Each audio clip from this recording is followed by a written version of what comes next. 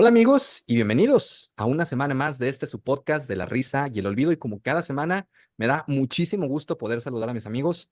Hola, Jorge Márquez, ¿cómo estás esta noche? ¿Qué rollo, Dave? Todo perfecto. Con ganas de hablar del romanticismo. Sigues, por lo que veo, en la estación espacial y ahí se nos está yendo todo el presupuesto, como ya dijo Alfa. Aprovecho para saludarte, Alfa, ¿cómo estás? Buenas noches. Bien, aquí listo para escuchar a Jorge, todo un romántico, todo un poeta, porque el tema es muy apasionante y porque desde donde lo va a abordar, no sé exactamente cómo lo va a hacer, nada más dijo cómo lo va a abordar y me llamó mucho la atención porque es una obra que a mí me intriga mucho y que también me parece muy apasionante, entonces yo ya estoy listo para escuchar este tremendísimo episodio. Bueno, y el tema del día de hoy va a ser el romanticismo. Va a ser abordado, como ya explicará Jorge, a través de este libro de Cumbres Borrascosas o Wuthering Heights, Borras cosas. Borras cosas, Borrascosas, ¿claro? ¿sí? Entonces, adelante, amigo. Gracias. Realmente voy a analizar la novela, o sea, va a ser mi pretexto para poder entender algunas cuestiones del romanticismo. No me quedaré solo en la novela, digamos que la novela es la parte principal, lo que tiene más gravedad, pero voy a poner algunos otros ejemplos, al menos mencionados, de pinturas, de música y también inclusive un poquito de filosofía. Por ahí empezamos con un video que utilizamos durante la semana. Felicidades a la persona que hizo ese video y que lo editó. Nuestro nuevo practicante, que ya le estamos pagando un poquitín. Sudor y Condiciones dignas de sangre trabajo, para ¿sí? hacerlo, así que espero un buen sueldo, una buena prima. El video, si se fijan, era un poco como contrastes, ¿no? O sea, decía primero, ¿dónde nace la verdad? ¿En la palabra o en la sangre? Que tiene muchas connotaciones religiosas, pero no nada más religiosas. ¿Dónde habita el alma? ¿En el templo o en la tormenta? También hay mucha divinidad detrás. ¿Y qué revela más? ¿La luz o la oscuridad? El romanticismo es como una corriente artística que se genera en Europa y digamos que tiene como varios abuelitos, ¿no? Uno de ellos son los romances. ¿Te acuerdas, Alfa, qué son los romances, por ejemplo, medievales?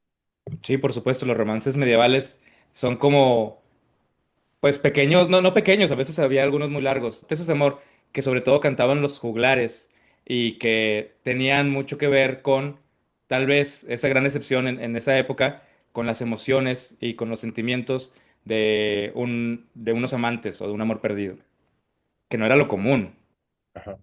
Sí, un ejemplo muy famoso, la historia de Lancelot y de Guinevere, Ujú. en Arturo y los Caballeros de la Mesa Redonda. Son De ejemplos de ese un tipo de caballero romance. honorable, genial, primordial, que antepone sus emociones y antepone una relación sentimental ante su deber, que es algo mm, que va completamente en contra de los valores de la época. Por lo tanto, era tan Ajá. extraño. Entonces, Sí, por eso lo rompe. es un buen antecedente. Ajá. Entonces, esos romances no es el romanticismo, pero el romanticismo no hubiera llegado a nosotros sin los romances. Antes también del romanticismo explota de muchas maneras la idea de la razón. O sea, el capítulo pasado hablábamos ya de la Grecia clásica socrática y cómo de repente la razón tomó el foco principal. Bueno, en Europa volvió a suceder lo mismo.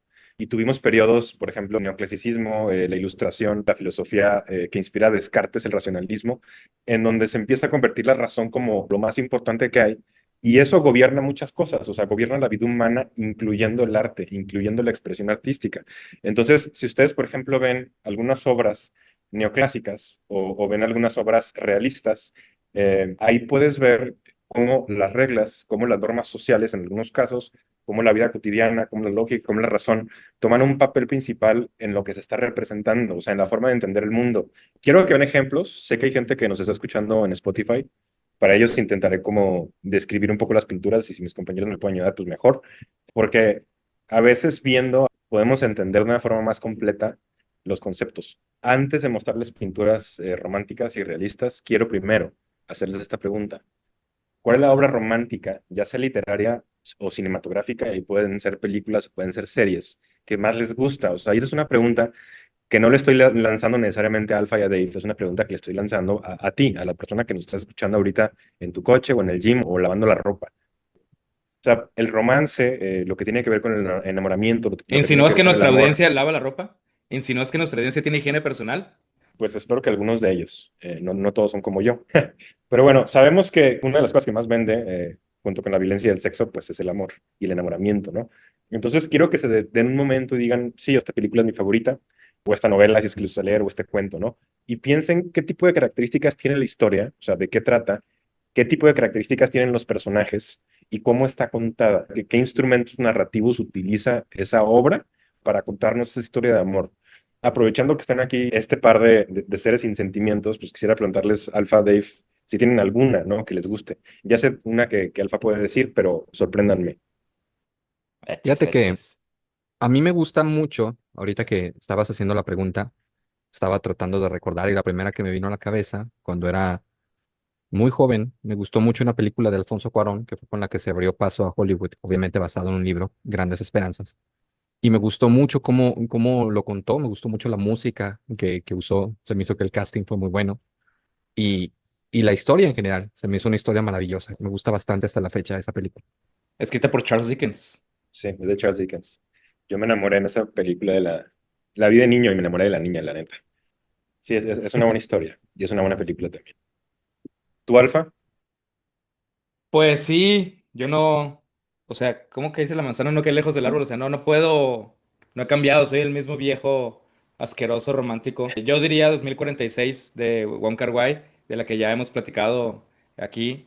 Y también podría hablar de Cold War, otra película de la que ya hablé aquí, una polaca de Paweł Pawlowski. Blade Runner, que se considera primero sci-fi, pero pues también es eso. Pero sobre todo de un libro que es el primero que me vino a la mente, que no es de la época, porque también el romanticismo, como movimiento artístico, acaba, tiene un fin. Cuando como movimiento artístico las primeras preocupaciones, las principales preocupaciones ya no fueron las del romanticismo, empieza, digamos, el periodo del arte, el modernismo y los sismos. Entonces, esta novela no es de esa época, pero a final de cuentas sí termina siendo una novela, digamos, romántica, que se llama El fondo del cielo de Rodrigo Fresán.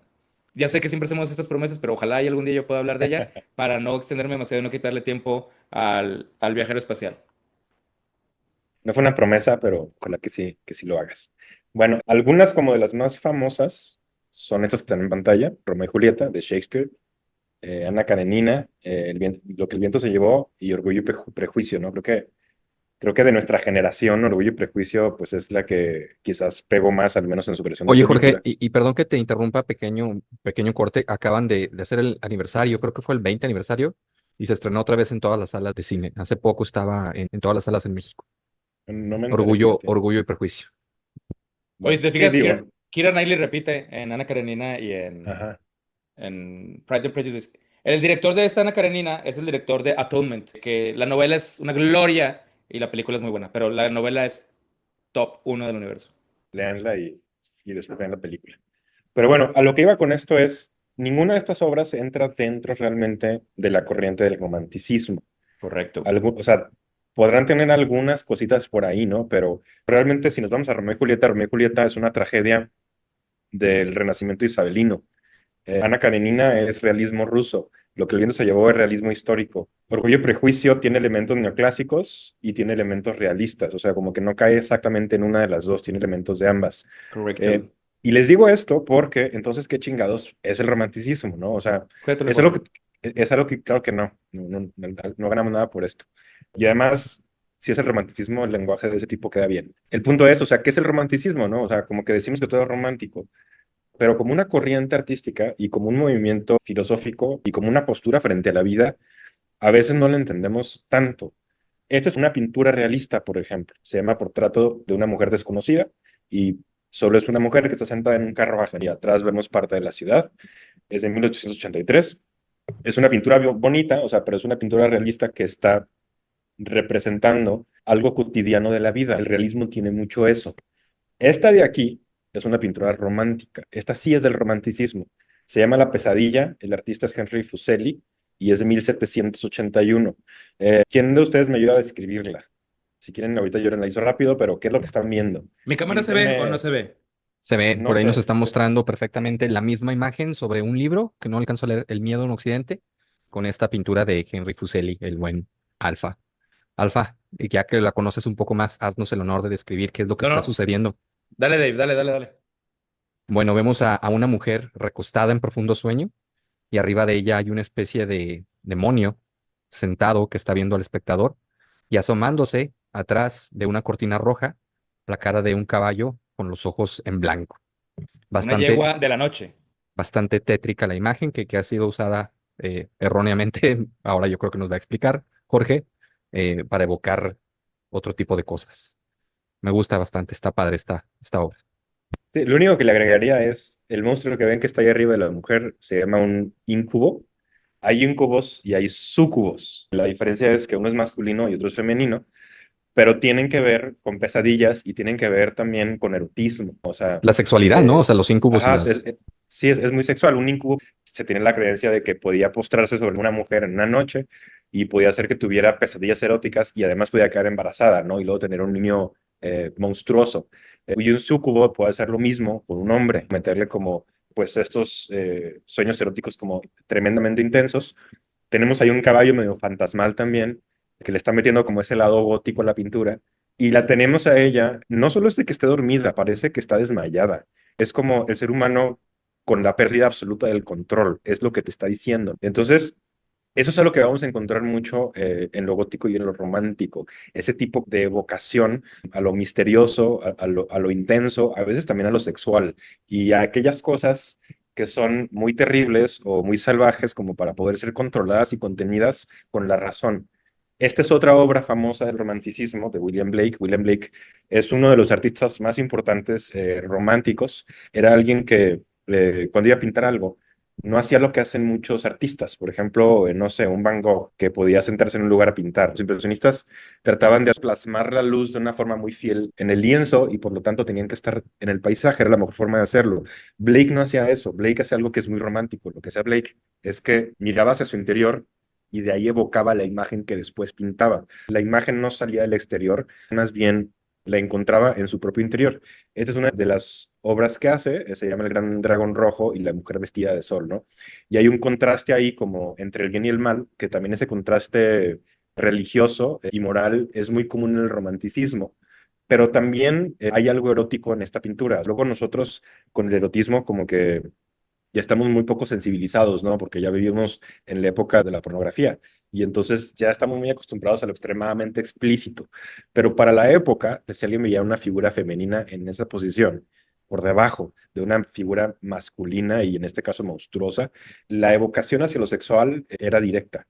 Para quien no la esté viendo, porque la está escuchando, estamos viendo a una mujer, dice vestida de sol porque es del color del sol, tiene una especie como de alas, está extendiendo las manos y está mirando hacia arriba, protegiéndose de un demonio arriba más oscuro, como está entre gris y rojizo, como cobrizo, Ujú, eh, cobrizo. y el demonio está exactamente volando arriba de ella y hay mucha tensión entre los dos. Y es tensión otra vez entre lo bueno y lo malo, pero también entre lo masculino y lo femenino, o sea, también entre lo sexual. Otra romántica es esta, El monje frente al mar. Este artista que me encanta, Friedrich Caspar David, y es un monje que simplemente está de pie frente al mar. Y aquí lo que hay es, hay muchísima soledad, o sea, no vemos más que un solo elemento humano, que es él. Es una persona que está sola frente a la inmensidad de la naturaleza. Es alguien que es completamente pequeño frente a ese todo natural. Hay un horizonte que se parte ahí y que se pierde entre el mar y las nubes, difuso, y un hombre que está en su profunda soledad. Esta es otra del mismo pintor, se llama El mar de hielo. Y también es una pintura que te está evocando el poder de la naturaleza. La tormenta, ¿no? Que mencionaba al principio en el video, cómo lo natural es fascinante, puede ser hermoso también, y también es bien peligroso para el ser humano. La naturaleza es algo que como especie hemos tratado toda la vida de controlar para que no nos mate. Y hemos podido hacerlo muy bien, diría yo, para sobrevivir como especie, pero aún así sigue habiendo lugares inhóspitos en la naturaleza que tienen muchísimo poder frente a nosotros. O sea, que nosotros frente a ellos estamos completamente desprotegidos. Y este es un lugar de eso. O sea, llegaron a un mundo de hielo donde hay montañas hechas de hielos que además son hielos afilados, parecería como puntiagudos. Lo que te está representando es eso, es esa falta de control frente a esta maravilla natural, pero que es una maravilla natural que fácilmente te puede destruir como ser humano, Jorge, ¿no? ¿puedo hacer Ajá, un pequeño apunte? sí, claro. Un agregado a lo que estás diciendo es, dijiste, quedan algunos lugares inhóspitos, queda una fuerza en la naturaleza que no podemos controlar, tanto en la externa como en la interna. También hemos tratado de dominar nuestra naturaleza interna, y lo digo por el romanticismo, y también quedan lugares en la naturaleza interna que no podemos dominar y que nos dominan y que nos destruyen. Porque todavía el ser humano en algunos aspectos sigue siendo un misterio y sigue siendo ingobernable para sí mismo. Y creo que eso es muy romántico. Solo lo quería comentar. Ah, sí, hay un lado salvaje en la naturaleza, la tormenta, hay un lado salvaje en el hombre también, la sombra. Estamos rodeados de eso y el romanticismo está profundamente obsesionado con las dos. El último, creo que es el último de los románticos, es Qué este. bonita pintura. Se llama Cementerio del Monasterio en la Nieve, también de Friedrich. Estamos viendo ahí unos monjes caminando a unas ruinas. También es en invierno, vemos árboles completamente sin hojas.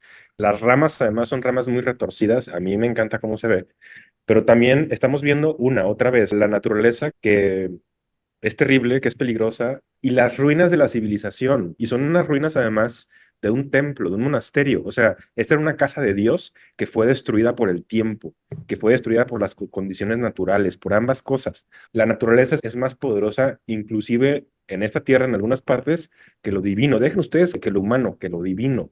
Y lo más grande que puede construir el ser humano, lo más impresionante, es una catedral y es un monasterio de ese tipo, de ese tamaño, es algo gigantesco y que parecería que estaba hermosísimo. Se parece un poco como las naves de estas catedrales góticas, como Sainte-Chapelle, muy, muy altas, como con arcos que te llevan hacia el cielo, que te apuntan, que te sugieren hacia lo divino, y aquí está completamente destruido. Lo que se mantiene es lo natural. Eso sí sigue ahí, pero lo humano se desvanece y Incluso vemos las nosotros. tumbas, ¿no, Jorge? Que nos recuerdan, pues, que nosotros pasamos rápidamente.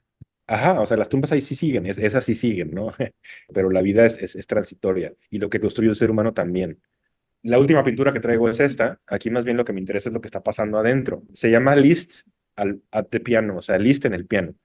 Liszt era un compositor romántico de los más importantes y en esta imagen estamos viendo a él tocando el piano junto con otras personas que lo están escuchando.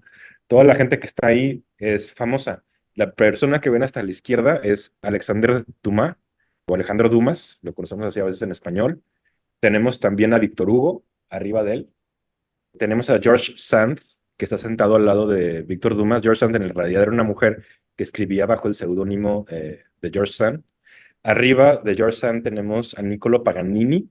Si nunca han escuchado de él, ya ven que ahorita hay conciertos en metaleros, sobre todo en los años 80 y 90, en donde había guitarristas que se enloquecían en los solos de guitarra y empezaban a morder las cuerdas de la guitarra al final y iban rompiendo las cuerdas. Bueno, el papá de todos ellos es ese vato. O sea, Niccolo Paganini lo hacía con el violín.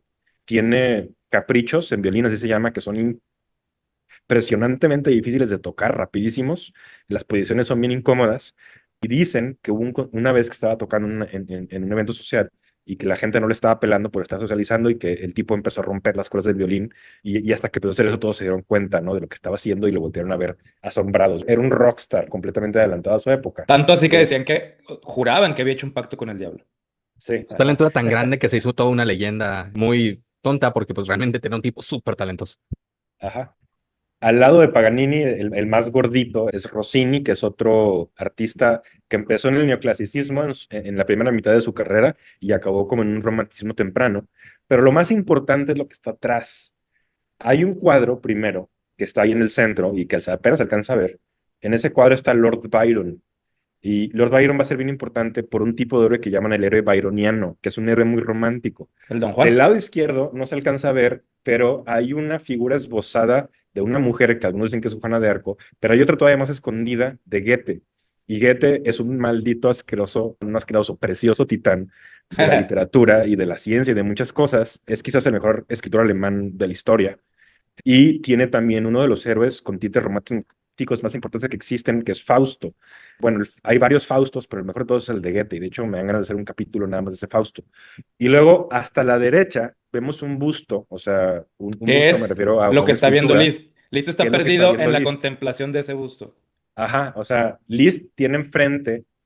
Liszt tiene de frente la partitura. Ujú. Los músicos que están entrenados en instrumentos que ahorita llamamos clásicos, aunque en realidad hay muchas variantes, usualmente para tocar ven partitura. Él no está viendo la partitura, tampoco está viendo las teclas del piano y tampoco está viendo a la mujer que está a su derecha. A su derecha hay una mujer que está en el suelo, que lo está escuchando tocar. Esa mujer era su amante y fue bien famosa en la época, o más bien infamous, porque ella estaba casada, tenía hijos y dejó a su esposo y dejó a sus hijos para irse con Liszt. Estaba completamente enamorada de él. Y salen varias pinturas, esta es una de ellas, y en todas las pinturas sale de espalda. Nunca le muestran de frente por eso, porque pues, había roto las normas por completo de la sociedad. Y eso también es muy romántico. Romper las reglas de tu sociedad es completamente romántico. Y por último, lo que está viendo Liszt, que decía Alfa, es una escultura, un busto de Beethoven. ¿Por qué de Beethoven? Porque Beethoven fue la Eh, figura en la música que dio el salto del clasicismo tardío, por ejemplo, de un Mozart, a entrar al romanticismo. Un día me gustaría hacer, y escríbanme si les interesa, me gustaría hacer este episodio del romanticismo, pero nada más de música romántica, y contrastar la música barroca con la renacentista, perdón, con la clásica, con la romántica. De Beethoven, la música seguía muchas reglas, y para entender, por ejemplo, a Mozart, había secuencias que tenías que entender. Con Beethoven también, pero Beethoven cambió las reglas por completo. Tiene, por ejemplo, una sinfonía, que es la sinfonía número 6 me parece, en donde tú la escuchas y lo que se está escuchando es una tormenta. la pastoral, Eso- sí. y eso es muy común en lo romántico. O sea, en lo romántico es muy común que a través de la música te quieran contar una historia o te quieran mostrar una escena, en este caso una tormenta. Él es la figura que rompe con lo clásico, o sea, la más importante y que se va a lo romántico. Por eso, durante el romanticismo, mucha gente veía a Beethoven como una especie de dios. Lo tenían muy idealizado por este salto romántico que había hecho. Jorge, Eh, de eh, hecho también, o sea, es tan poderosa no sé, su interioridad y su pasión, que también mucha gente lo vio como una bestia. Y mucha gente lo sí, veía claro. como un demonio ingobernable. Beethoven era la tormenta. O sea, utilizando tu metáfora, la de tu inicio y la de ahorita, Beethoven era esa tormenta. Y hasta visualmente lo podemos ver. O sea, sabíamos que Mozart era un discipado y lo que sea, pero su música era canónicamente Dios gloriosa. Y los portraits en las imágenes de Mozart, de Haydn, de todos los clásicos, los vemos con esta peluca de chinos, así plateados y todos así muy bonitos. Incluso en los retratos de Beethoven ya ves a un hombre greñudo, despeinado, Sí. gestudo, apasionado. Y eso es apenas un pequeño reflejo, pero ya es un reflejo de lo que va, de la transición que va a marcar Beethoven. El Amigos, primer pero y el... me está gustando qué románticos son. O sea, ahorita Jorge dijo que era un precioso, no, asqueroso, precioso titán. Y ahorita esta referencia de Alfa de que era la tormenta. Muy, muy bien, qué bonito. Más que románticos, somos poetas. Hay que ser Es, poeta, David. Hay es que ser correcto, es poeta. correcto. Y ya se me olvidó qué iba a decir, pero bueno. Go ahead, my bro. Bueno, y entonces eso es en la música, esto es en la filosofía. Eh, Uf, uf, Nietzsche también escri- Novalis, pero sí, es- uf. escribe El nacimiento de la tragedia en 1872. Ya saben los que nos escuchan en el podcast que a Alfa y a mí nos gusta mucho Nietzsche. Y en el nacimiento de la tragedia, Nietzsche mete una idea de lo apolíneo y lo dionisíaco. Habla como de elementos que existían en la cultura griega antigua que se pierden por la filosofía clásica. Era lo dionisíaco lo que principalmente se pierde y nada más queda como lo apolíneo. Lo dionisíaco y lo apolíneo llevan su nombre por dioses griegos. Apolíneo viene de Apolo, que es un hijo de Zeus, y dionisíaco viene de Dioniso, era el dios del vino y tenía muchas características súper interesantes que ahorita no voy a abordar porque no acabaría nunca. Les puse esta imagen ahí para que le puedan poner pausa y se puedan dar cuenta una idea más o menos de lo que es cada uno. A Nietzsche hubiera odiado que representaran su filosofía de esta manera porque no le gustaba que categorizaran así la filosofía. Siento que él hubiera pensado que esto mataba su filosofía, pero bueno, en pos de que le podamos entender un poco mejor, más rápido, nada más por eso lo hice, así que le pido disculpas Él al decía, Nietzsche de él la decía, tumba. yo no soy un hombre, soy dinamita. Así, él era el dinamismo, era la vitalidad, era el cambio, era el poder. Sí, claro que esto es más clásico, pero porque Sí. tenemos escaso tiempo necesitamos comprenderlo de esta manera. Jorge tiene Sí, razón. él decía que lo sistemático mataba a la vida y a la razón, o sea, y esto es sistemático. Lo voy a leer rápido. ¿Qué representa el apolíneo? La forma, la medida, el límite del individuo. ¿Qué tipo de arte? La escultura, porque la escultura está muy delimitada en sí misma, lo material, Es inclusive. forma. La forma es el fondo de Estado, la escultura. ajá, la forma es el fondo, y eso es también lo que pasa, por ejemplo, en la música clásica. Claro. La forma es el fondo. Estado psíquico, sueño lúcido, visión clara, serenidad. La gente que, por ejemplo, no se va a pelear por road rage, ¿no? Que lo va a tomar de una forma serena y racional. Relaciona con el yo una afirmación del individuo como ser separado, modo de conocimiento intelectual, visual, racional. Efecto estético, la calma, la claridad, la belleza idealizada y diría yo también la belleza bajo reglas, que es fácilmente replicable si sigues pasos. Es un arte que es un arte muy cosmopolita. Por ejemplo, voy a meterlo a Polinio como si fuera el arte clásico, que a lo mejor estoy reduciéndolo, pero es un ejemplo. Podrías ver arte clásico de Italia, de Francia, de Inglaterra y de Alemania. Y si no eres un experto, a lo mejor no te das cuenta de dónde es cada uno, ¿no? De las obras que estás escuchando, que estás viendo, porque todas tratan de seguir reglas del clasicismo, ¿no? ¿Cuál es el peligro si te lo llevas como a un extremo? La rigidez y la superficialidad artística y también superficialidad en tu forma de ser. ¿Qué es lo dionisíaco? Lo dionisíaco es lo contrario. Es una unidad primordial, es la desmesura, la falta de medida, es la pérdida del yo cuando llegas como a su máxima expresión.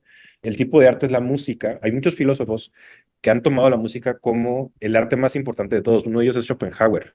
O sea, Schopenhauer dice que todos los tipos de arte que no son música están imitando las ideas, pero la música realmente se está conectando con la voluntad misma, es una expresión de la voluntad. Y la voluntad para Schopenhauer era de lo que estaba hecho absolutamente todo. Luego lo analizamos algún Sí, día. no, es el mundo como voluntad y representación son una obra en 2 tomos mamastrosos gigantescos, en donde todo el Sí. tiempo lo único que trata de explicar es por qué el mundo es una voluntad y una representación. Ajá. Y él decía que tal cual la música es la única herramienta o tal vez lo único lo que puede alcanzar el ser humano para salir de su condición de esclavo ante la voluntad. Así nomás. Y ahorita voy a decir otra cosa de la música, bien importante, pero primero quiero acabar. Estado psíquico es el éxtasis, la embriaguez, estar emborrachado, la fusión emocional colectiva, o sea, el delirio colectivo. El individuo se puede diluir en la totalidad del ser, es más instintivo, es más corporal, es más emocional, y lo estético es el horror, el éxtasis, el goce doloroso, lo que es muy intenso y profundo.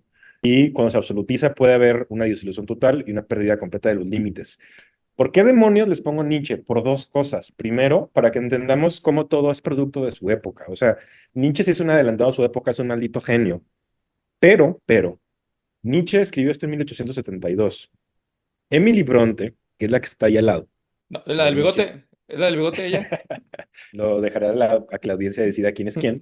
No quiero asumir géneros, pero eh, Emily Bronte es la escritora de Cumbres Borrascosas, la novela que estoy a punto de analizar.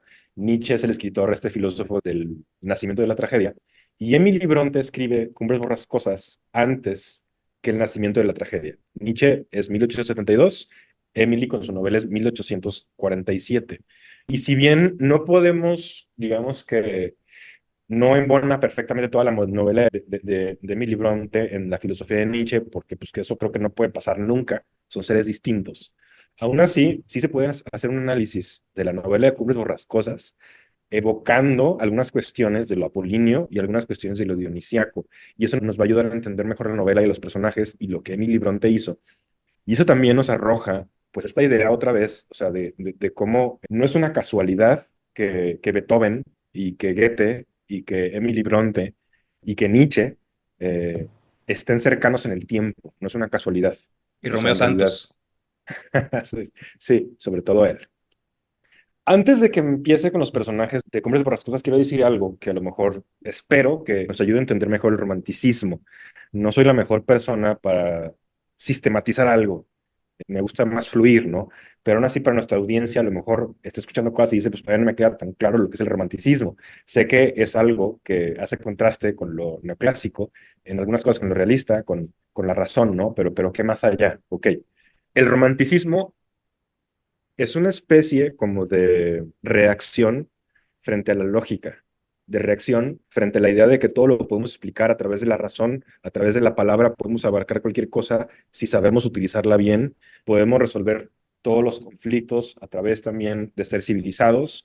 Es una reacción también en contra de las normas sociales, de cómo nos dice el mundo, la sociedad, que tenemos que comportarnos, cómo tenemos que hablar, cómo tenemos que sentir, cómo tenemos que vivir. Eso es el romanticismo. El romanticismo va a ser un estilo no solo de arte, sino también un estilo de vida. Y tiene detrás esta idea, yo así lo entiendo, es una forma que a mí me ayuda a entenderlo. Hay muchos autores, escritores que me encantan. He encontrado escritores que me gustan mucho, pero nadie me hace sentir más con las palabras que Borges. Nadie. Los cuentos son fascinantes y me explotan la cabeza, pero Borges tiene algunos poemas que también explotan las emociones, o sea, que hacen que sienta mucho, o sea, que sienta mucha pérdida, o que sienta mucha nostalgia, o que sienta mucho asombro, o que sienta enamoramiento, o que sienta la pérdida de ese enamoramiento.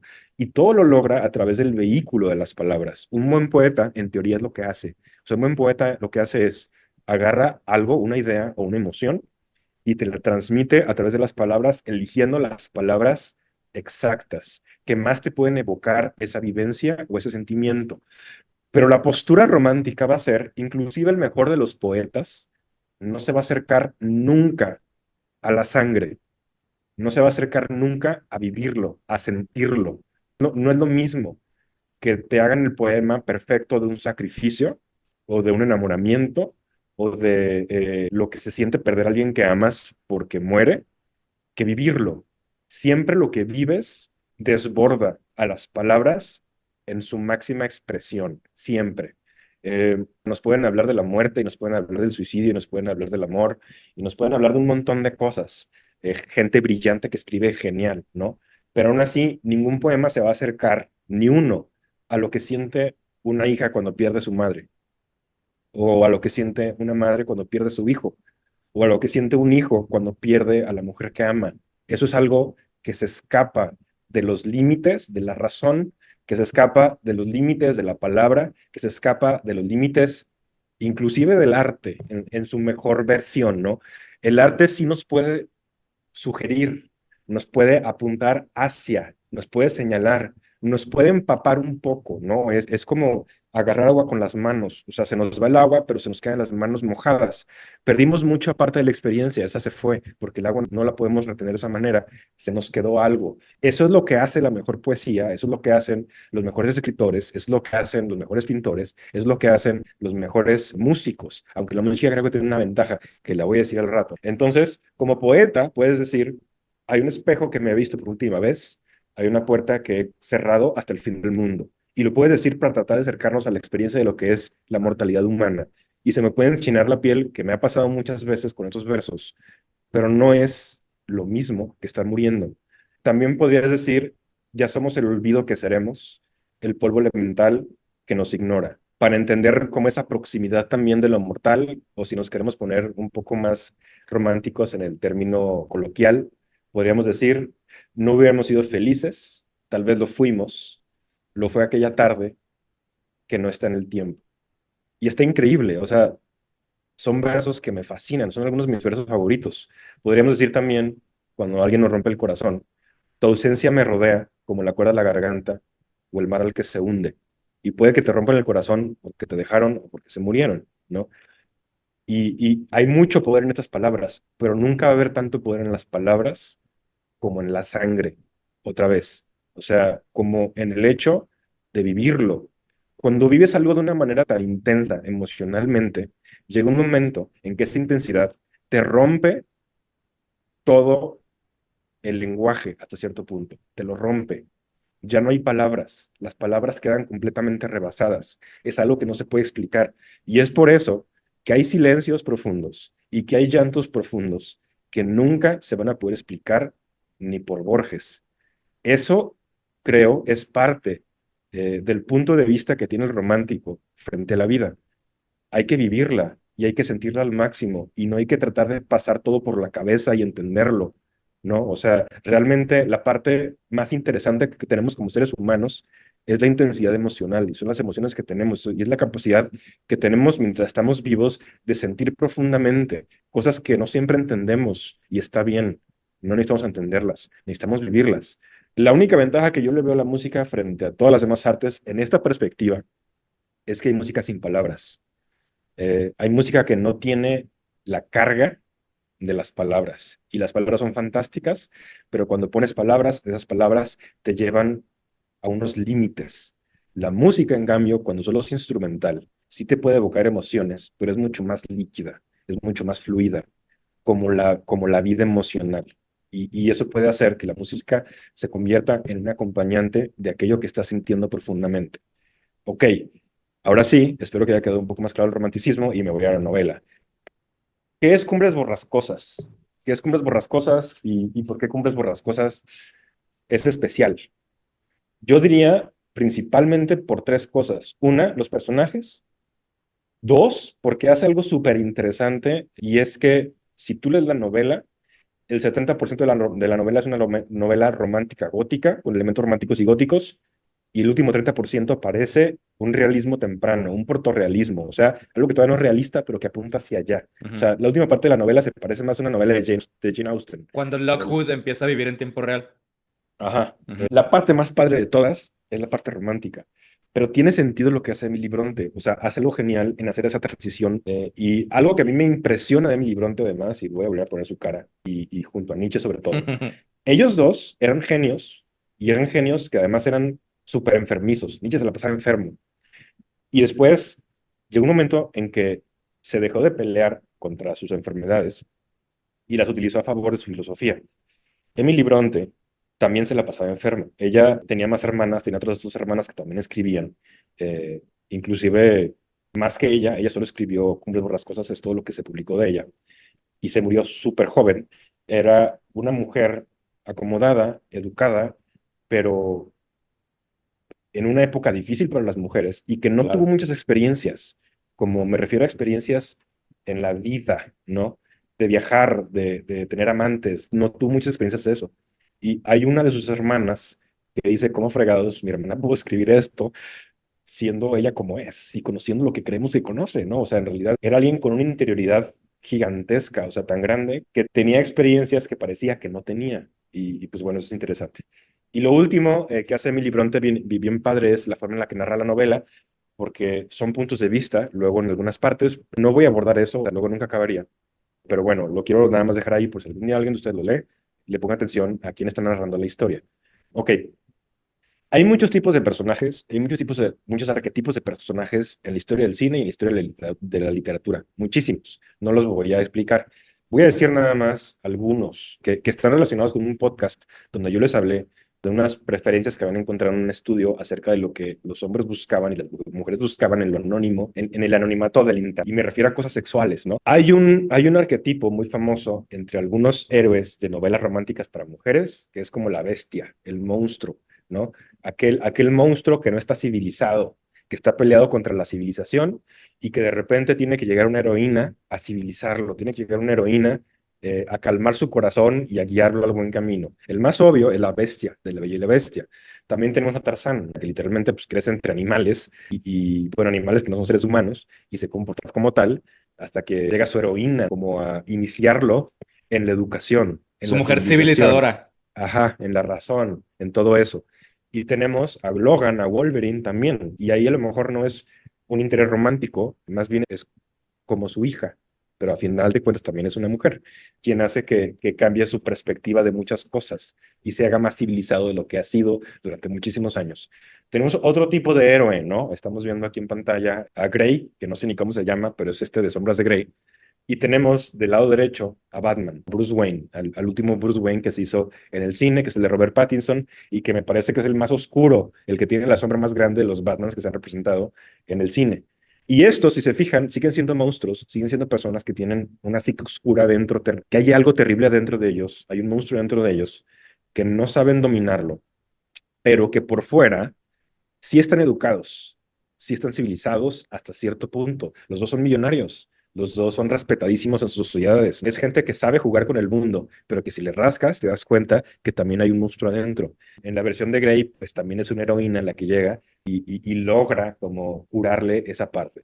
La parte de Batman creo que es más compleja, pero es parte como de ese arquetipo.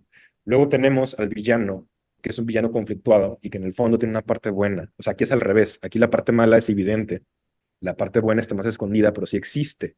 Y hay una mujer que llega como para llevarlos al buen camino hasta cierto punto, ¿no? Aunque no puedan controlar también sus pasiones. Uno, para los que no están viendo la presentación, es Severus Snape de Harry Potter, de Harry Potter, que la primera vez que leyeron o que vieron las películas, si no se spoilearon, pues mucha gente pensaba que era el villano. Y luego resulta que acaba siendo quizás el héroe más importante de todos. La vida de Harry no la tendríamos sin él. Y la persona que toca esas fibras buenas en Snape es la mamá de Harry, porque ella está enamorada de su mamá. Del lado After all this derecho, time. ajá, After All This Time. Del lado derecho tenemos quizás al único buen personaje que fue desperdiciado de esa nueva saga de Star Wars, que es Kylo Ren. Nada más vi una vez las películas y no las quise volver a ver nunca. Él es el hijo de uno de los héroes de la Star Wars original, De dos de los eh, héroes. de dos de los héroes, ajá, sí es cierto, pero es alguien que se va al lado oscuro de la fuerza, ¿no? Y después conoce a la heroína y la heroína cambia algo en él. O sea, es un personaje que todo el tiempo está atormentado, pero que logra tener cierto control sobre todo eso que no controla en sus emociones, ¿no? Tenemos a otro tipo de héroe, que es un héroe mucho más carismático, mucho más byroniano, puede ser, por ejemplo, Gatsby o puede ser el Conde de Montecristo, que eran tipos con mucho carisma, que donde llegaban enamoraban a todas las mujeres, con mucho potencial económico, con muchas cosas de estilo, pero que en el fondo tenían o mucho rencor o un vacío emocional que no mostraban, ¿no? A la primera. Entonces, hay muchos ejemplos. Y después tenemos personajes que, desde mi punto de vista, son todavía más interesantes porque son todavía o más originales y más auténticos o más complejos o ambas. Y uno de esos personajes es el héroe de Cumbres Borrascosas, se llama Heathcliff. Otro de ellos, que es el que está en pantalla, es el Satanás o el Satán de Paradise Lost de Milton. Le voy a hacer un capítulo de él después, no me quiero adelantar. Pero hay personajes que son especiales y yo creo que Heathcliff es uno de esos personajes que es especial. Y es especial de entrada porque es un hijo de la fregada. Es un héroe que es un hijo de la fregada. Y a diferencia de Snape, y a diferencia de Kylo Ren, y a diferencia de los que les mostré hace rato, este nunca se reforma, este nunca se civiliza, este nunca se va del lado oscuro de la intuición, la emoción profunda, las pasiones, el descontrol emocional. Nunca dejas el lado de sí, la sombra siempre la abraza, nunca se va hacia el lado apolíneo de la luz, del orden, de la palabra, de la lógica, de la civilización, de contener tus emociones, de comportarte de una forma adecuada frente a los demás para no destruirlos, ¿no? Él nunca lo hace, nunca en toda la historia se reforma. Y es algo que es muy valiente de hacer, es algo que pocos autores se atreven a ser un héroe con esas características. Casi siempre al final lo que hacen los autores es que lo Lo redimen, redimen, ¿no? claro. Lo redimen hacia la civilización o hacia otro tipo como de ser, pues que ya puede funcionar en nuestra civilización, en nuestra cultura, con los demás, que ya es un ser colectivo que sigue ciertas reglas, ¿no? Bueno, Heathcliff no es eso. Heathcliff es un romántico 100% que va a ir en contra 100% de ese tipo de valores clásicos, neoclásicos, realistas, racionalistas de la ilustración. Esta historia se ha llevado al cine muchas veces. No he visto todas, hay una que tengo muchas ganas de ver, que es la del 2011, me parece que es la que está en el centro. Sí vi, por ejemplo, la que está a la derecha, que mucha gente dice que es la mejor, creo que es de los 70 y algo. Pero lo que me di cuenta en esa película es que no respetan esa parte de Heathcliff. O sea, ponen un Heathcliff más humanizado. Bueno, no voy a decir más humanizado porque también un ser humano puede ser terrible. O sea, ponen un Claro. Heathcliff más civilizado. Ponen un Heathcliff que es más como un diamante en bruto. Heathcliff no es un diamante en bruto, no lo es, no quiere serlo. No es un Aladín, por ejemplo, que sí es un diamante en bruto. O sea, no es alguien que puedes Li- agarrar, lo literalmente, puedes sí. pulir y acaba siendo un rey. Heathcliff no es eso. Heathcliff es mucho más parecido a un demonio que a alguien civilizado, que a un príncipe, que a un rey, Jorge, ¿no? Ajá. de hecho es bien interesante que creo que son las dos partes o los dos momentos en la vida de Heathcliff en donde utiliza mucho la razón y donde utiliza mucho los encantos de la civilización, es solo para seducir, para engañar y para joder más y para concretar su venganza.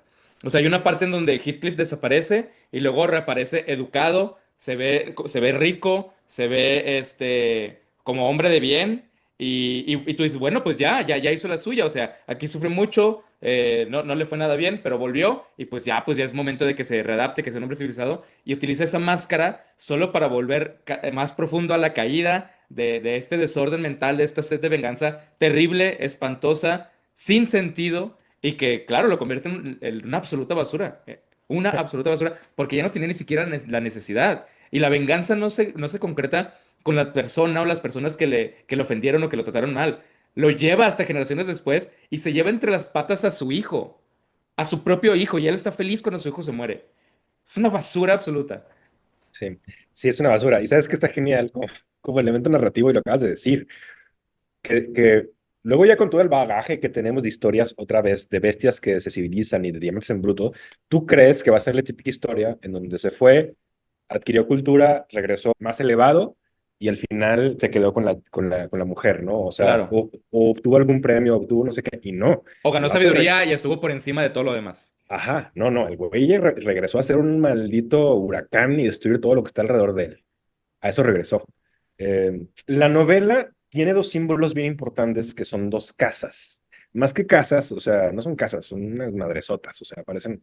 eh, Son las famosas manners. Ajá, sí, son manors de otra época, ¿no? Entonces, casas de campo gigantescas en donde entre cada una hay muchos kilómetros de distancia. Son dos casas vecinas, pero entre ellas había, no recuerdo si como unas 4 millas de distancia. De hecho, la casa de la derecha, nada más su propio terreno era como de 2 millas para llegar de la casa a la reja. 2 millas, para que se den una idea. El lado izquierdo es Wuthering Heights, que es Cumbres Borrascosas. Le voy a decir Cumbres para no hacer ahí gravatos a la gente.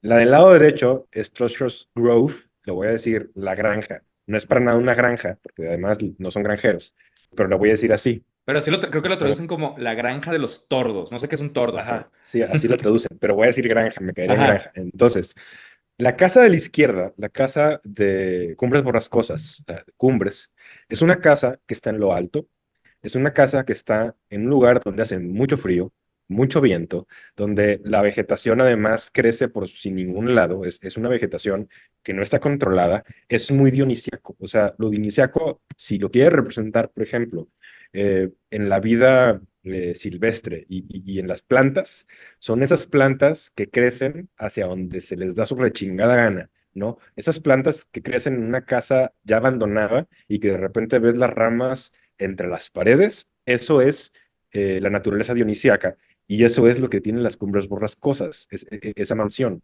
Está llena de una naturaleza que es una naturaleza salvaje, es una naturaleza que el ser humano no puede controlar, no puede contra ella.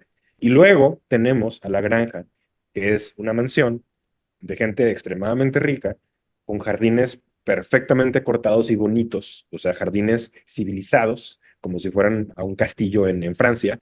O sea, es la vida de las plantas pasada por la civilización, ¿no? Y pasada por la estética racional del ser humano que quiere meterle orden inclusive a las plantas, que es algo completamente natural, ¿no?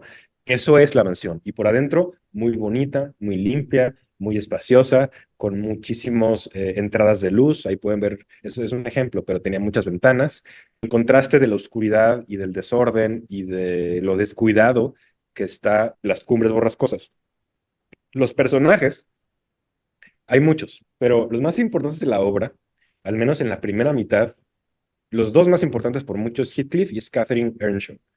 Ellos dos crecen en Cumbres Borrascosas. Heathcliff no es parte biológica de esa familia, pero sí crece como parte de esa familia.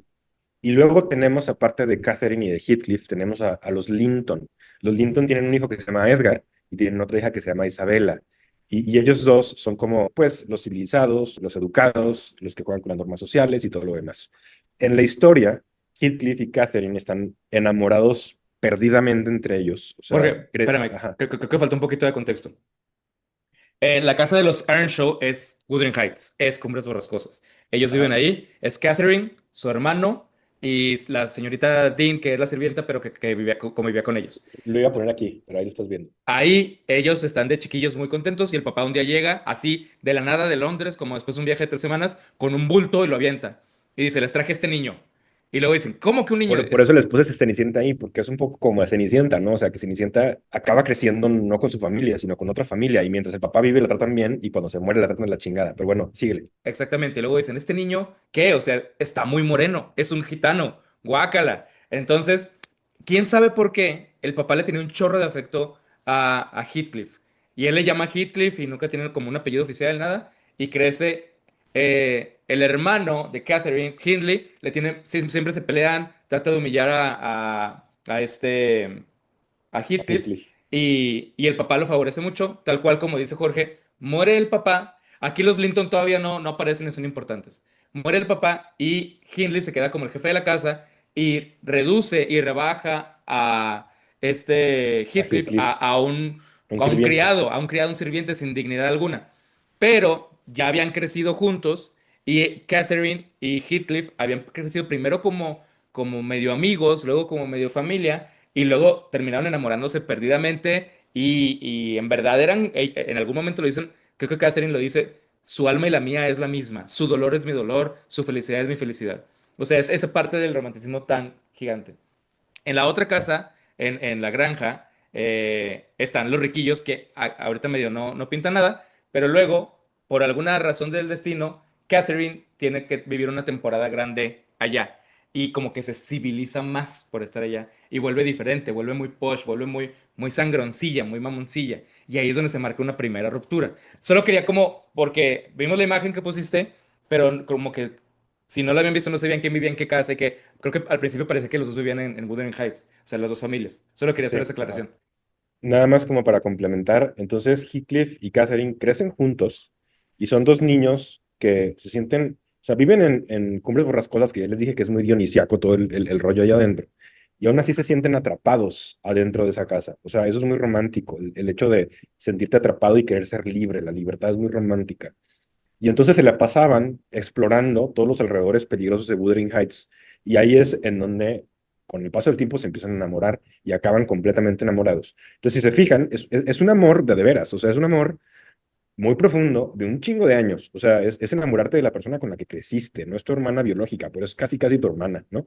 Y luego, por azares del destino, como dice Alpha, Catherine acaba viviendo un tiempo con los Linton en la otra casa. Edgar se enamora de ella y al final se casan. Catherine decide casarse con Edgar Linton porque Catherine ve como un buen prospecto racionalmente a Edgar. O sea, es gente de varo, tiene una buena casa, está educado Claro. y Es ese la mejor poder, opción, es la mejor opción. ajá, es como la opción más realista, ¿no? Es lo que harían en una novela de Jane Austen, tratar de tener el mejor matrimonio posible, ¿no?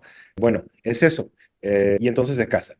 Y cuando Catherine decide casarse con Edgar, Heathcliff lo escucha y antes de hablar con Catherine, se escapa. O sea, en el momento en que él cree que la perdió porque se va a casar con Edgar, él se va y es cuando desaparece varios años y regresa años después, cuando ellos ya llevan varios años de casados, a destruirles la vida.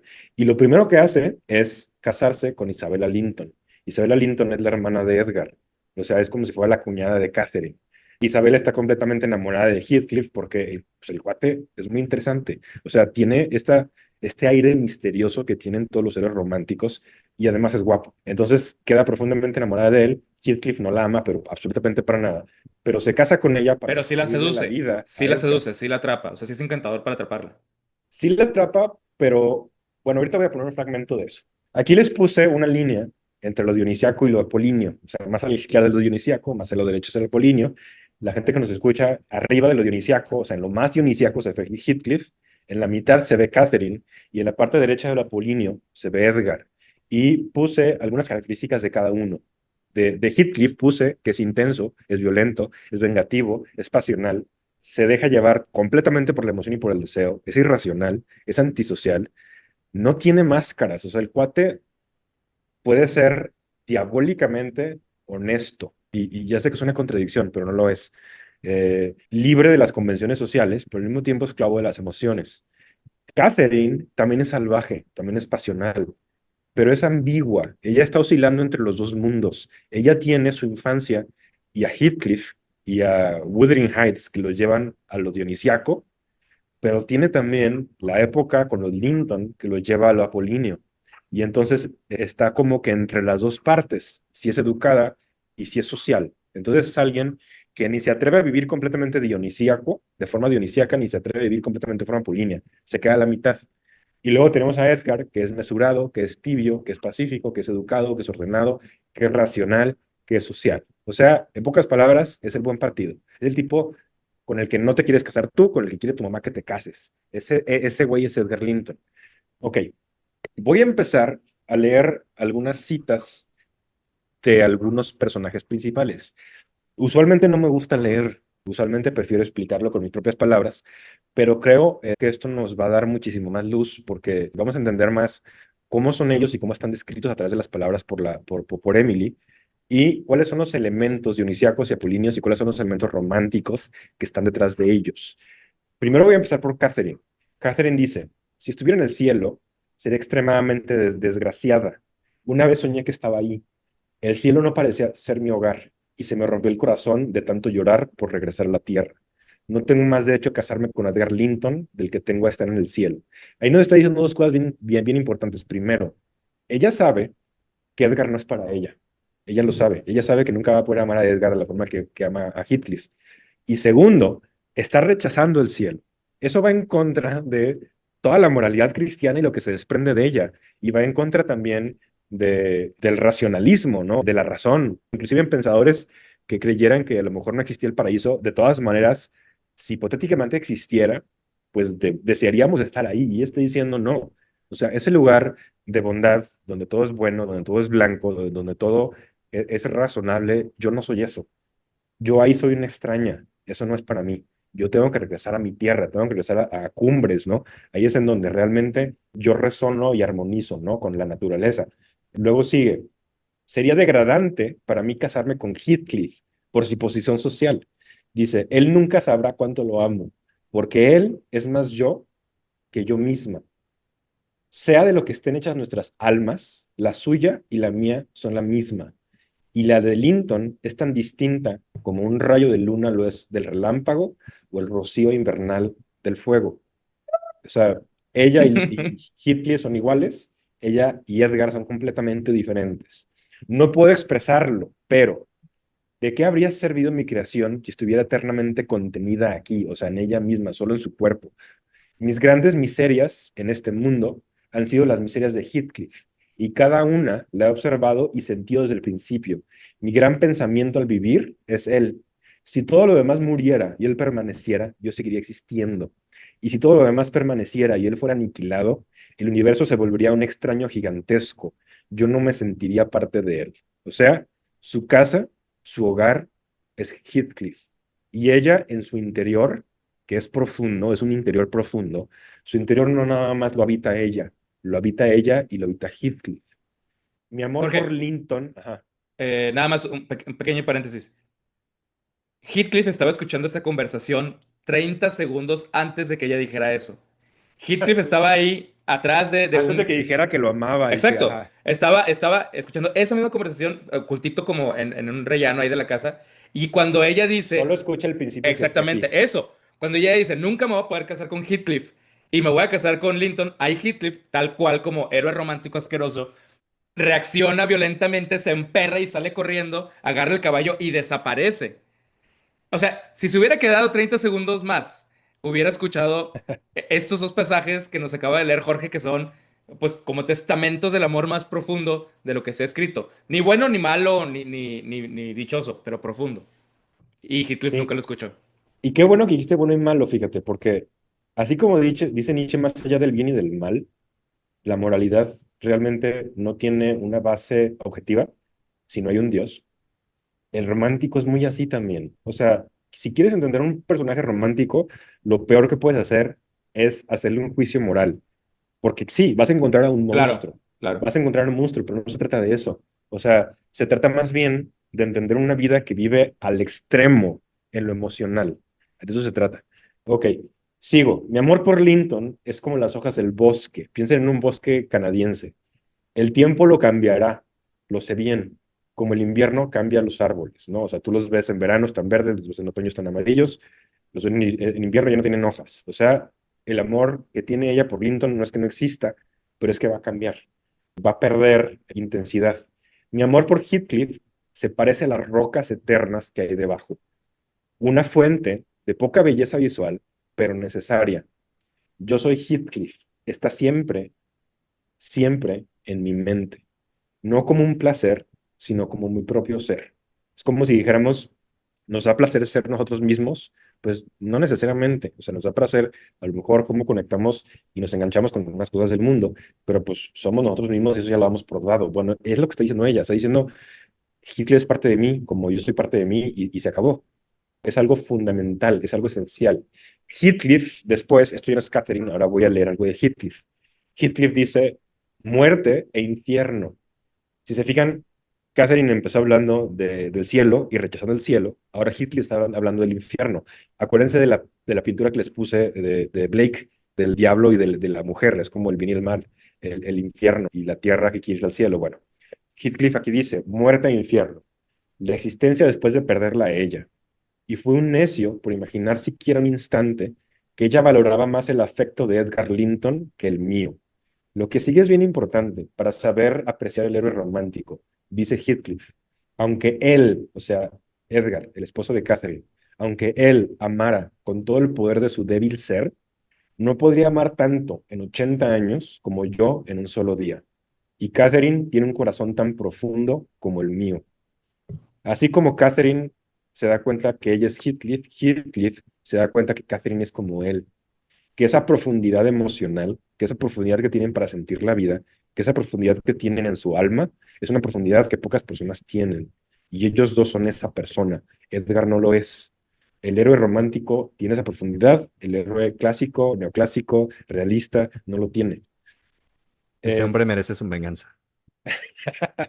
No, no, no, no, aquí, no, no, no. Ese bueno, hombre merece su venganza. justo por lo que está diciendo Dave, voy a poner unos fragmentos en donde demuestro que Heathcliff es un monstruo. Primero les voy a, sí, porque muchas mujeres a lo mejor están así suspirando por Heathcliff, ¿no? Pero porque sí es, o sea, sí tiene, sí puede ser como muy pasional, tiene mucha gravedad como personaje.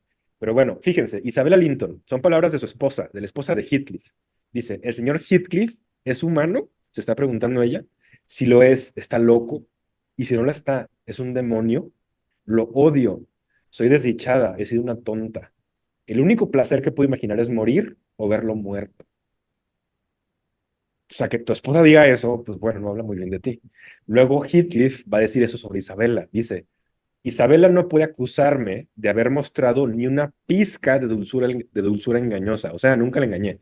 Lo primero que vio hacerme al salir de la granja fue colgar a su perrito y cuando suplicó por él, las primeras palabras que pronuncié fueron un deseo de colgar a cada ser que le perteneciera, salvo a uno. O sea, voy a colgar a toda la gente que amas, menos a Catherine, porque esa la amo yo. Es ese tipo de monstruo.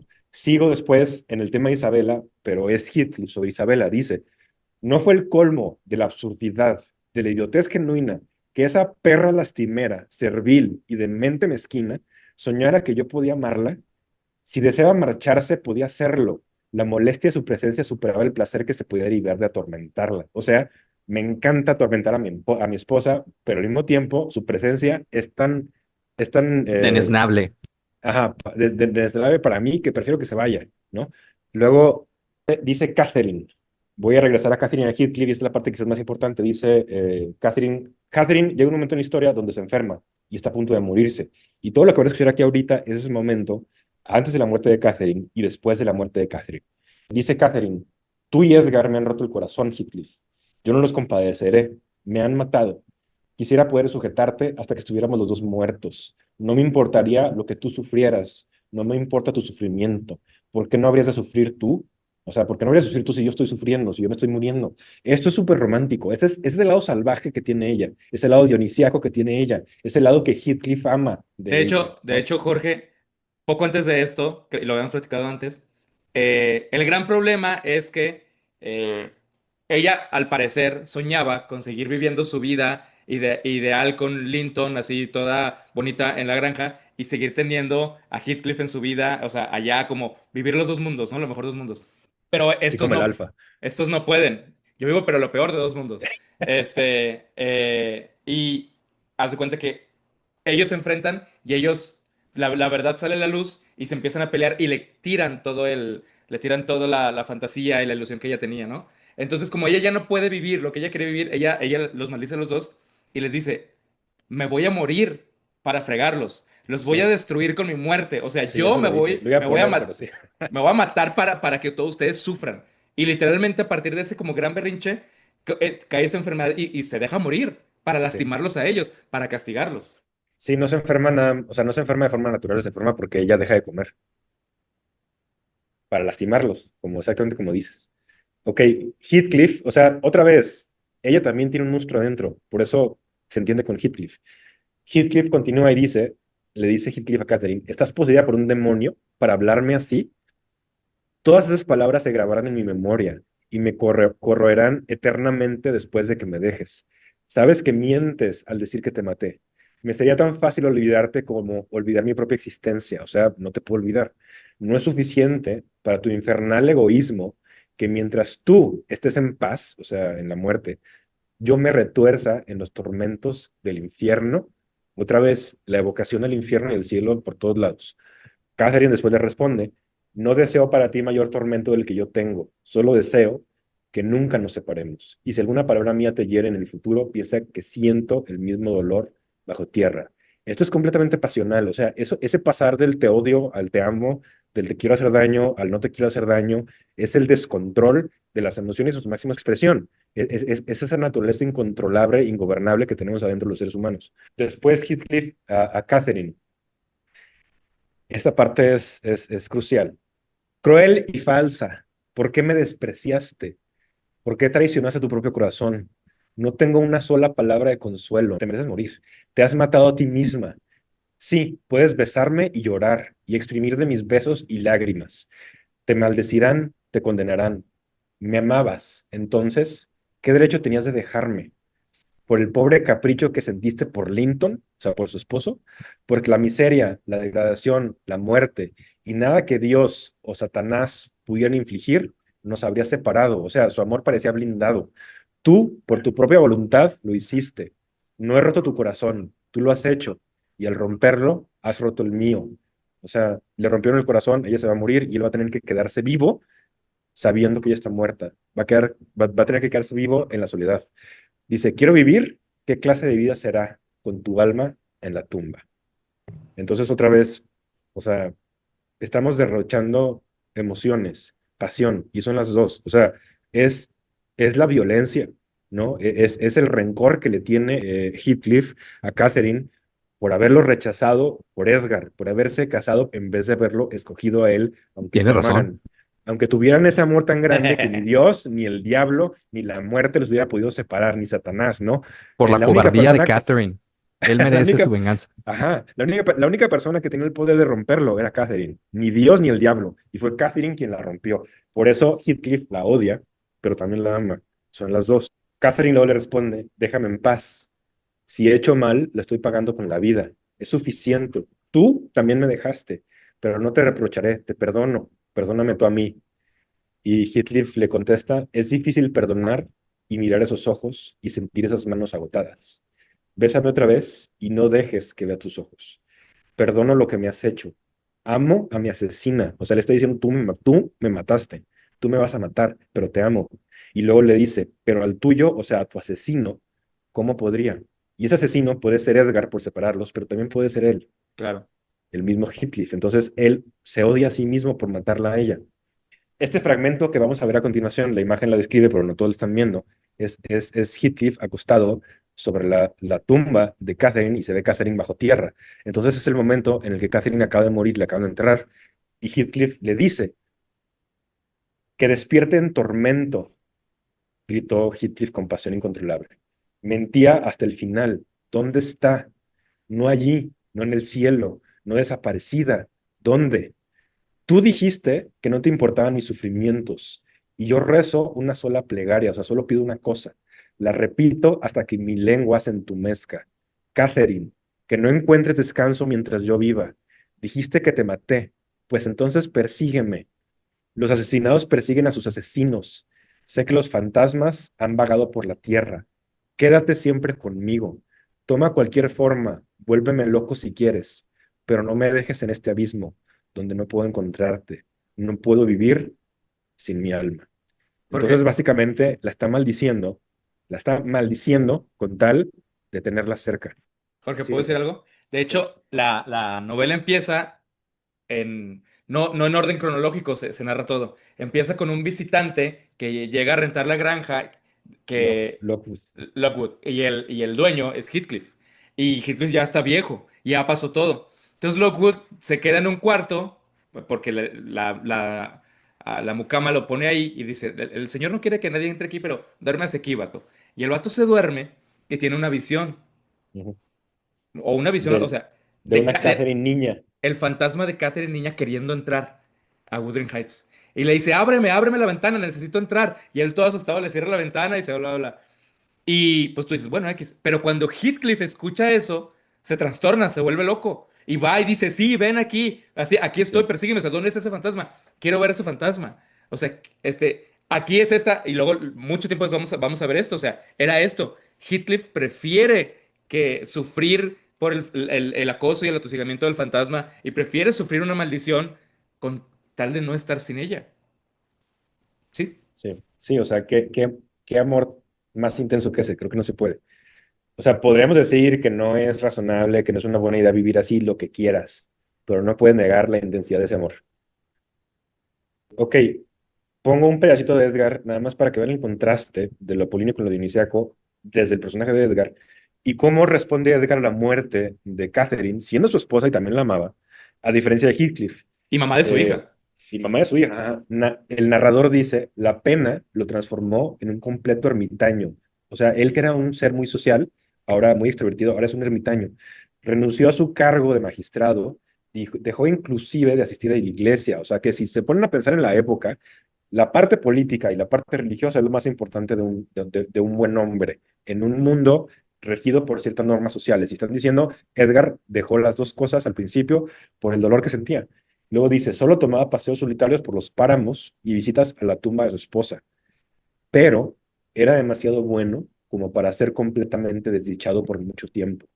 No rezó para que el alma de Catherine lo atormentara, o sea, era demasiado bueno para sufrir prolongadamente, o sea, vivió su duelo y lo superó, y amaba a Catherine de una forma tan mesurada, civilizada, que no quería que ella sufriera. No quería que ella sufriera ni que ella lo atormentara. Prefería que ella descansara. El Claro. tiempo trajo su resignación y una melancolía más dulce que la alegría común, ¿no? O sea, seguía extrañando a su esposa, pero era esa melancolía que se siente bien, o sea, que es agridulce, que te duele, pero que al mismo tiempo la disfrutas. Recordaba su memoria con amor ardiente, tierno y con una aspiración esperanzada hacia el mundo mejor, donde no dudaba que ella se encontraba, o sea, en el cielo. Ella creía que ella podía ser en el cielo. Linton mostró el verdadero valor de un alma leal y fiel. Confió en Dios y Dios lo consoló. Uno esperó, el otro desesperó, o sea, Heathcliff. Eligieron sus propios destinos y justamente se les condenó a soportarlos. Bueno, por tiempo ya no voy a leer esta parte, pero son más ejemplos del monstruo que es Heathcliff desde la boca de otras personas, pero es lo que había dicho Alfa. O sea, Heathcliff tuvo un hijo biológico y despreciaba a su hijo biológico. Trataba de la chingada a su hijo, trataba de la fregada a la hija de Catherine, o sea, trataba de la fregada a casi todos, menos a un personaje que se llama Harton. Ese personaje no era hijo de Heathcliff, pero Heathcliff acaba siendo como su padrastro, o sea, como su padre adoptivo. Él se encargó de que este niño fuera como él, fuera salvaje. O sea, le quitó la educación y nunca hizo nada a Heathcliff para tratar de civilizarlo, de llevarlo por el lado razonable, de que fuera un buen hombre. No, no, él quería que Hareton fuera como él, fuera un monstruo. Y luego él iba a ser su heredera una vez que él muriera. Él es hijo del hermano de Catherine que trataba mal a Heathcliff. Y él es el heredero legítimo de Wuthering Heights, pero él lo tiene como una bestia, como un asno, inculto, y lo tiene muy mal. Y eso va a jugar un papel muy importante luego en su relación Sí, de Hareton. Ajá. voy a hablar del final de la obra, o sea, más bien del final, de lo que pasa con las cosas bien rápido y por eso tengo que tocar a Harton y termino con Heathcliff. Y es esto, Harton sí es el diamante en bruto. Harton sí es el personaje que empieza como una bestia, pero que lo civiliza en una mujer y lo convierte en alguien civilizado. O sea, la obra respeta a Heathcliff como un monstruo romántico, pero al final acaba con otro héroe que empezó como monstruo y que se civilizó. Y ese es el heredero de Heathcliff, que es Harton. Y quien lo civiliza es precisamente la hija de Catherine. La hija de Catherine se acaban enamorando, son primos y se enamoran, y a través de su amor, ella lo civiliza a él. Por eso mucha gente dice que Cumbres Borrascosas es una novela que tiene la gran parte de la obra romántica y el mero, mero, mero, mero final es un poco más realista, ¿no? Ganó la civilización, pero el personaje más interesante de todos no es ni Harton, ni la hija de Catherine, ni los Lyndon, son Catherine y sobre todo Heathcliff. O sea, es una obra que en el núcleo sí tiene lo romántico y que en el núcleo sí respetan al personaje romántico y nunca rompen las características románticas en pos de la razón y de la palabra y de la lógica y de lo civilizado. Ok, ya me voy ahora sí al mero, mero final de Heathcliff para concluir el capítulo. Heathcliff dice sobre Catherine, todavía en su duelo, ya al final de la novela, dice que no está conectado con ella. No puedo mirar este suelo sin ver sus rasgos esculpidos en las losas, en cada nube, en cada árbol. llenando el aire por la noche y apareciendo en cada objeto durante el día. Estoy rodeado de su imagen. O sea, todo es a imagen y a semejanza de Catherine. Todo es un espejo de ella. Todo es un espejo de su ausencia. Los rostros más ordinarios de hombres y mujeres, mi propio rostro, me atormentan con un parecido. Todo el mundo es una espantosa colección de recordatorios de que ella existió y de que la he perdido. El aspecto de Harton era el fantasma de mi amor inmortal, o sea, el sobrino se parecía a la tía, a Katy, de mis esfuerzos salvajes por reclamar lo que era mío, de mi degradación, de mi orgullo, de mi felicidad y de mi angustia. Y lo último, último, y es literalmente la última frase de la novela, aquí ya se murió Heathcliff, aquí ya Harton heredó las dos casas, Cumbres y la granja, y ya se casó con Katy, y lo que van a hacer es cerrar Cumbres y quedarse nada más con la granja como un símbolo de que la civilización y la cultura y el orden y la educación triunfó. Y Y lo todo es último que... posible solo después de la muerte de Heathcliff, porque Ajá, Lockwood sí llegó tiempo después y Hareton ya estaba conviviendo físicamente con Catherine chica, ya eran ahí, pero ella lo despreciaba, le llamaba asno, no lo quería ver, el güey reaccionaba violentamente, agarraba los libros de ella y los mandaba a quemar porque ella se burlaba de que él deletreaba feo y que no sabía leer. Todo mientras Heathcliff seguía vivo, Heathcliff seguía llevándose a todos en su nube oscura, en su aura podrida y le seguía jodiendo la vida a todos. Lockwood se va como un par de años y escucha, Heathcliff murió y él sigue haciendo como, seguía rentando la granja y dice, voy a ir para allá, voy a visitar a todos y dice, algo ha cambiado, hay algo diferente, hay risas, la casa es la misma, pero como que el calor está más cálido. ¿Qué pasó? No, pues Heathcliff murió y es a partir de ahí donde se puede dar esta transformación, pero nunca mientras Heathcliff estaba vivo. sí, sí, había demasiado poder y demasiado gravedad en toda la destrucción que es a Heathcliff. Último que nos dice el narrador es esto.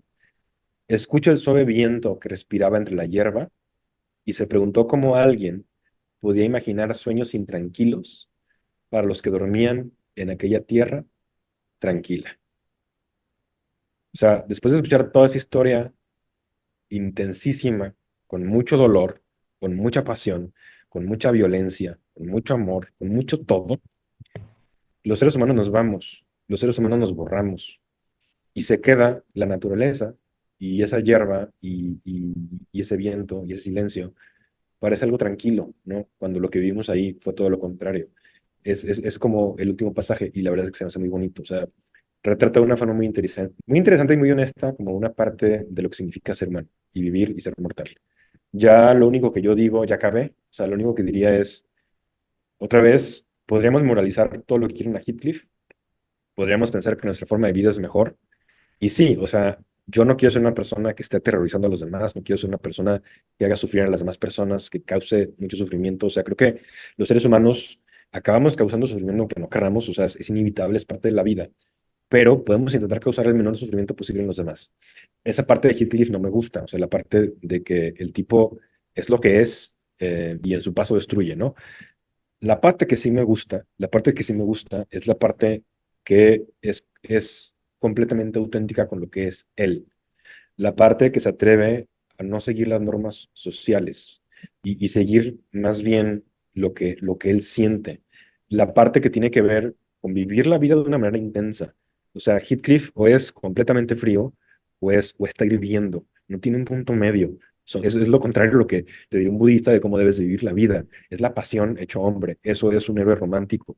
Y habrá cosas que no nos gusten, ¿no? Porque preferimos la civilización, porque preferimos lo educado, porque preferimos vivir como los demás, o sea, seguir las reglas que nos dictaron, amar como nos dicen que debemos de amar, ser amigos como nos dicen que debemos de ser amigos, ganarnos la vida como dicen que nos debemos de ganar la vida, y al final morir como todos los demás mueren y que nos hagan un funeral tradicional, que dejemos una herencia y que se quede o sea, bla, bla, bla, ¿no? O sea, como que el mundo racional nos deja un camino muy establecido de cómo hacer las cosas, el mundo romántico se revela frente a eso. Y podrán decir lo que quieran de lo romántico, pero al menos le doy que es auténtico, que trata de romper con la monotonía. Y aunque sea una vida que te puede destruir porque lo dionisíaco te destruye, también es una vida que te deja vivir lo que vivas, sea poco o sea mucho, de una manera muy intensa. Y eso también puede ser muy seductor, ¿no? O sea, no estamos tanto tiempo en la vida y el hecho de poder vivirla de una manera intensa es algo que no todos pueden. No es para todos, pero que sí es una condición humana, es una de las formas de ser humano. Y aquí se ve representada en esta obra. Bueno, yo solo quiero decir que aquí Jorge se presenta como nuestro héroe romántico, enseñando que le vale en las reglas sociales, le vale la duración del podcast, y por eso dijo, ya acabé, sí, después de 4 horas, ¿cómo no ibas a acabar? Como bueno, pero sí tenía que ser un buen héroe romántico demostrando que no le importa la sociedad. Los límites.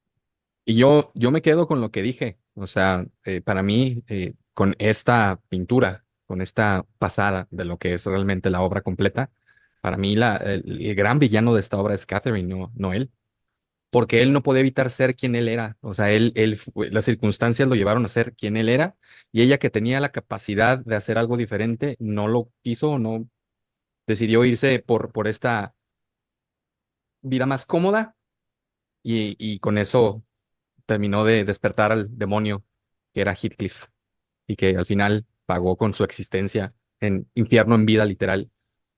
Que debatiblemente sufrió más Heathcliff de lo que sufrió Catherine en toda su perra vida. Y al sufrir tanto provocó sufrimiento en los demás.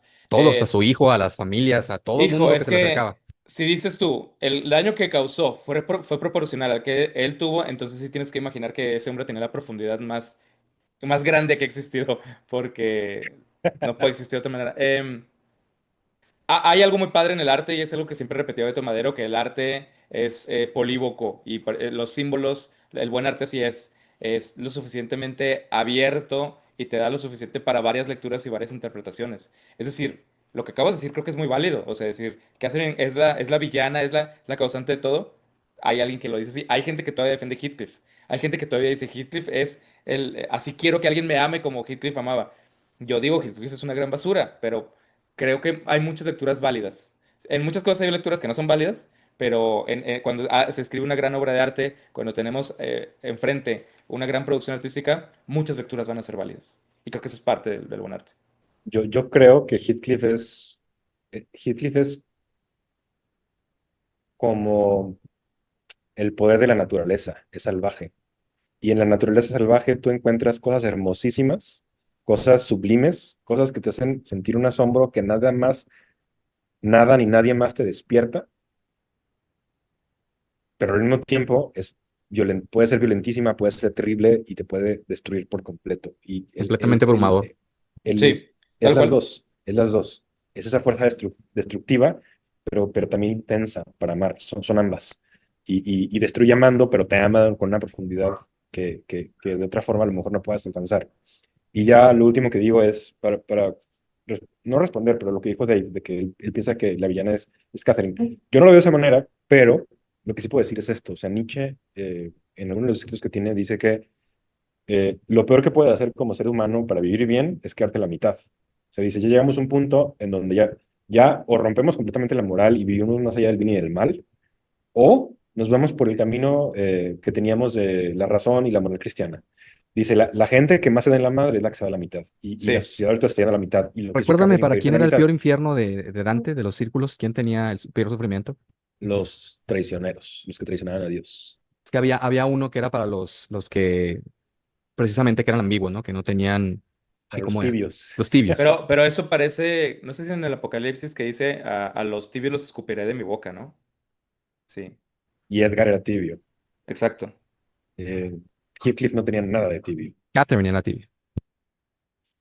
No, Catherine era fuego que quería controlarse. Era una Exactamente. mezcla. Pero bueno, pues gracias. Pinche Esto podcast es lo rico, este larguísimo. programa fue padrísimo porque ahora a usted le va a tocar escribir en los comentarios qué opina.